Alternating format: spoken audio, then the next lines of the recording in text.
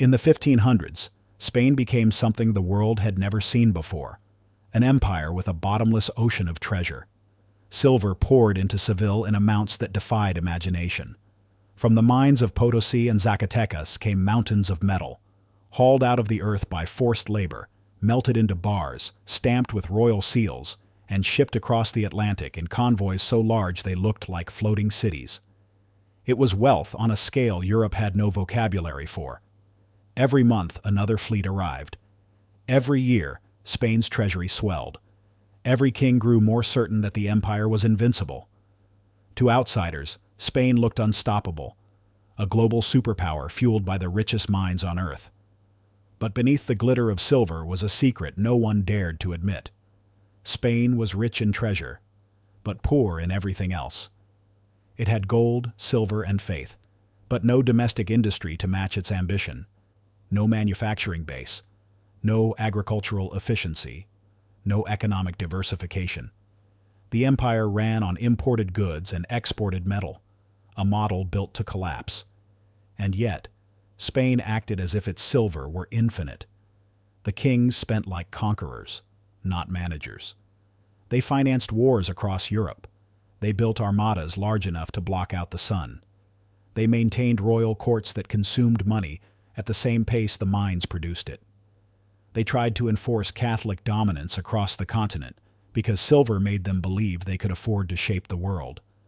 But there was a deeper problem, psychological, not financial.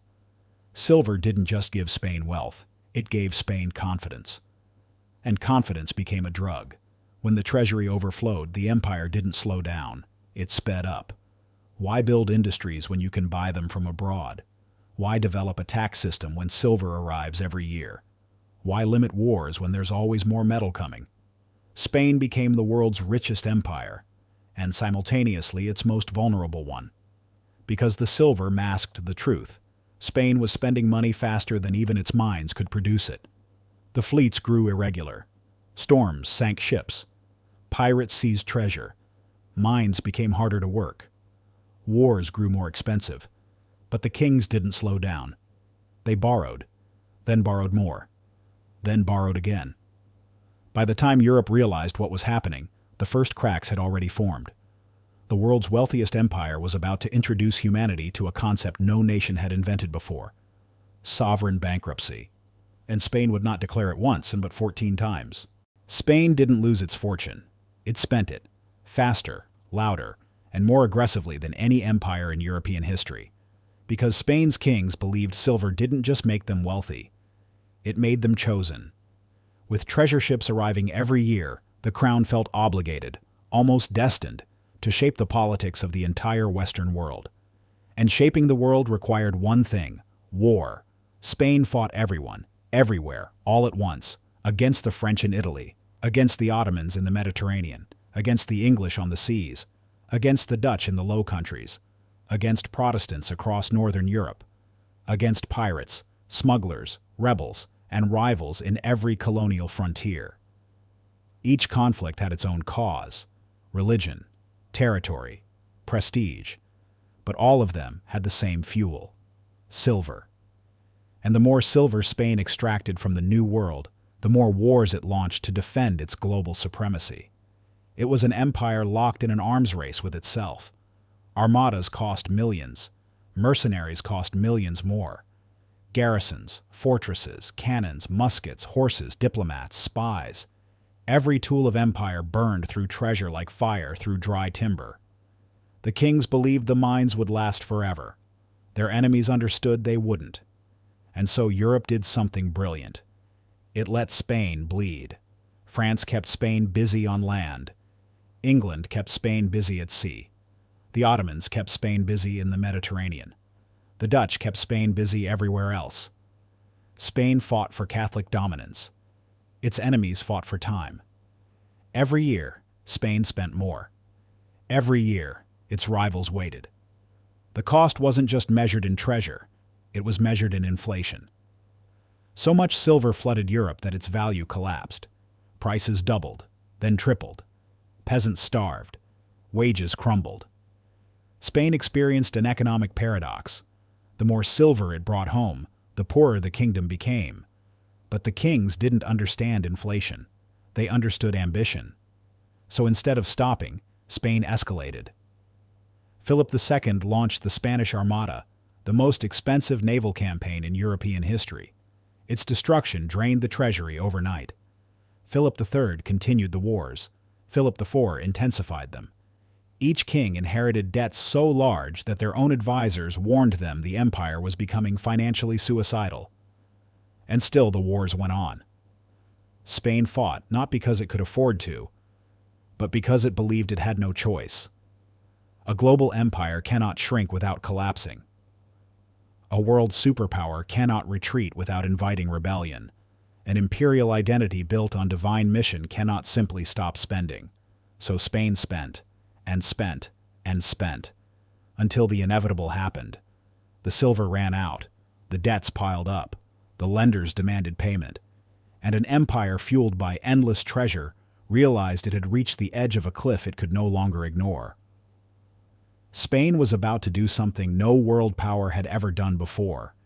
It would declare bankruptcy, not quietly, not politely, but explosively, not once, 14 times. By the mid-1500s, Spain had become the richest empire on earth and the most financially unstable. It had more silver than any kingdom in history, more territory than any Christian monarch had ever ruled, and more confidence than any treasury could survive. And then, in 1557, the unthinkable happened. Spain went bankrupt. Not a merchant, not a bank, not a province, the empire itself. It was the world's first true sovereign default, and Europe was stunned. How could a nation receiving 200 tons of silver a year run out of money? The answer was brutally simple. Spain wasn't managing wealth. It was burning it. Wars were endless. Interest payments were massive. The crown borrowed not because it needed to, but because it expected the next fleet to save it. And every time the silver arrived late, or arrived lighter, or arrived at the bottom of the ocean after a storm, Spain collapsed again. Bankruptcy wasn't a shameful outcome. It became policy. 1557, 1558, 1559. 3 defaults in 40 years, each one bigger, louder, and more disruptive than the last. The pattern became predictable. The crown borrowed money from European bankers, the Fuggers, the Welsers, the Genoese. It promised absurd interest rates. It spent the loans instantly on armies, fleets, and palaces. And when the bills came due, the treasury shrugged and declared, "We cannot pay." Bankruptcy wasn't the end. It was a reset button. When Spain defaulted, it froze payments to creditors, confiscated funds, renegotiated terms, and forced bankers to accept new conditions. Then it borrowed from them again, because those same bankers needed access to Spanish trade routes and royal privileges. Spain turned default into diplomacy. But each bankruptcy carried a cost. The empire's reputation weakened. Its borrowing became more expensive. Its lenders became more powerful. Its enemies became bolder. And inflation surged. So much silver flooded Europe that prices spiraled out of control. A loaf of bread cost twice as much. Wages stagnated. Poverty spread. The people blamed the crown, and the crown blamed fate. But the truth was clear. Spain had invented a new kind of empire, a superpower dependent not on productivity, but on extraction. An empire built on treasure, not taxes, on metal, not industry, on loans, not stability. It was the richest bankrupt kingdom in history, and it was far from finished. Because as the 1600s approached, Spain would discover that the most dangerous weapon in Europe wasn't a sword or a cannon. It was a banker. And the bankers of Genoa were about to decide Spain's future. When Spain declared bankruptcy, the world assumed the empire would collapse. But instead, something stranger happened. Something that would shape global finance forever. Spain didn't fall. It outsourced survival. Because behind every Spanish king stood the real power of the 16th century, the bankers of Europe. Men who commanded no armies, held no crowns, owned no territory, yet controlled the one resource an empire always needs: credit. And credit became the leash around Spain's neck. The first dynasty to seize this opportunity was the Fuggers, the German banking powerhouse that financed emperors, popes, and wars for half of Europe. They loaned Spain money for armies, for fleets, for taxes owed to the Holy Roman Empire, even for royal marriages. Every time the crown ran out of silver, it ran to the Fuggers. And the Fuggers didn't lend out of charity. They demanded mines, monopolies, royal privileges, entire industries as collateral. Spain's wealth flowed through their ledgers. Spain's defaults damaged their ledgers. But as Spain's wars grew more expensive, even the Fuggers struggled to keep up. When Spain defaulted again in 1575, something remarkable happened. A new banking power stepped onto the stage: Genoa. Small, quiet, politically divided, yet financially lethal. The Genoese bankers didn't run mines. They didn't trade goods. They controlled something far more valuable: Europe's money pathways. While Spain fought wars, Genoa built networks, interlocking webs of credit, bills of exchange, interest channels, and financial instruments that allowed money to move invisibly across borders. If Spain wanted to pay its soldiers in Flanders, it needed Genoa. If Spain wanted to supply its navy, it needed Genoa. If Spain wanted to refinance old debts, it needed Genoa. The Genoese didn't just lend. They engineered Spain's finances, designing the empire's credit cycles like watchmakers building a clock. They created the Asiento system, a sophisticated mechanism that allowed Spain to borrow enormous sums across Europe instantly, using future silver shipments as collateral. It was brilliant, it was efficient, it was dangerous. Because the moment Spain became dependent on Genoese credit, the empire no longer belonged to the king. It belonged to the bankers. When Spain defaulted, Genoa dictated the terms. When Spain wanted to wage war, Genoa set the price. When Spain needed more ships, Genoa approved the loans. When Spain wanted peace, Genoa calculated whether peace was profitable.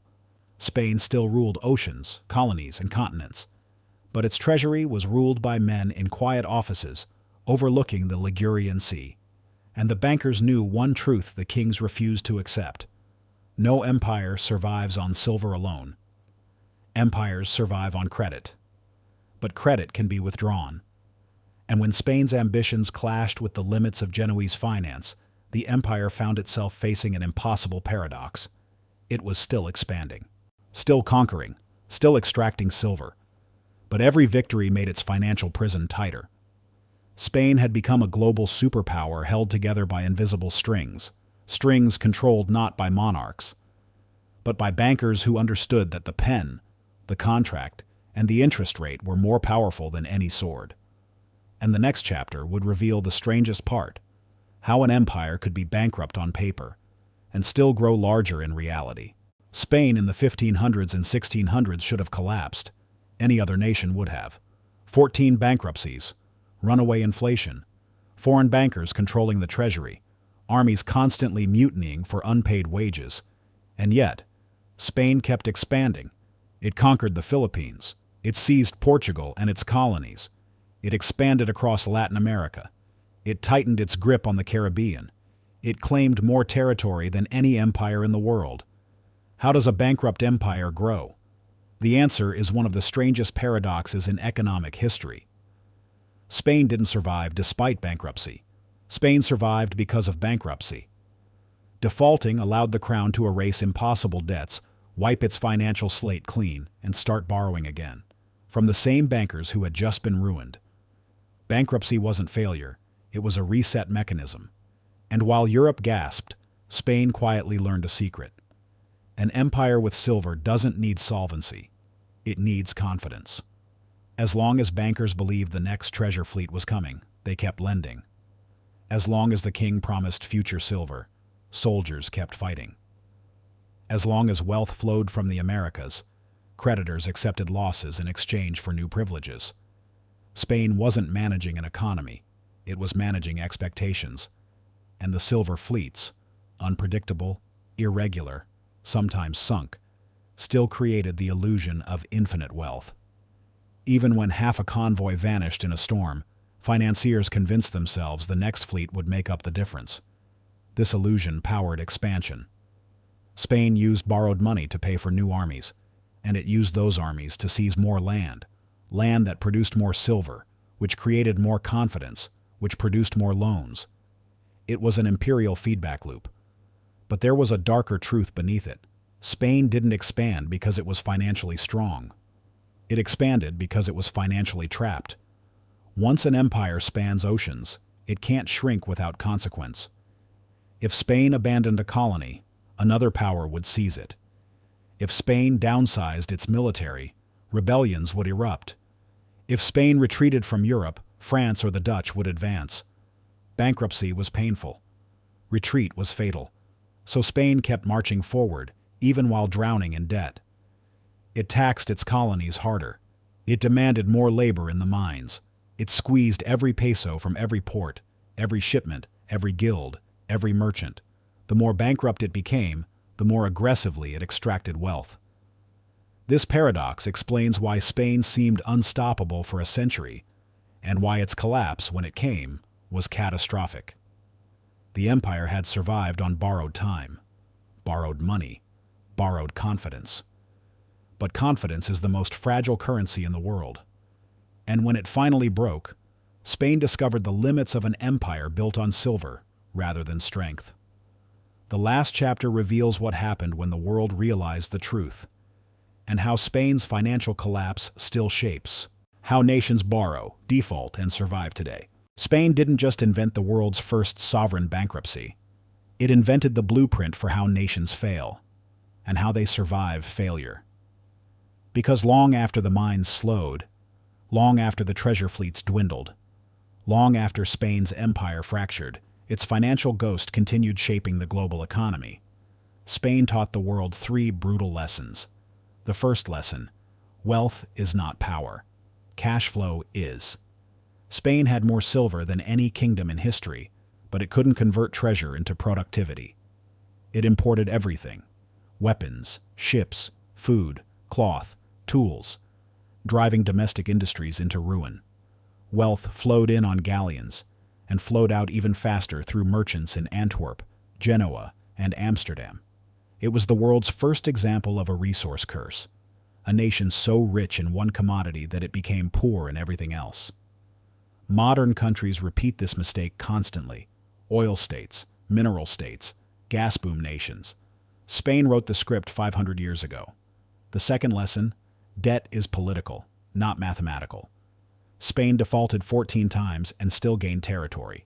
It proved that powerful nations can break financial rules without breaking themselves. Default didn't end the empire, it preserved it. Modern sovereign debt works the same way. Countries restructure, renegotiate, delay, inflate, and relabel debt as reforms. Bankruptcy is no longer a disaster, it's a strategy. Spain was the first to weaponize insolvency. The third lesson: bankers can control empires without ruling them. The Fuggers, Welsers, and the Genoese learned that lending to a superpower gives more influence than any army.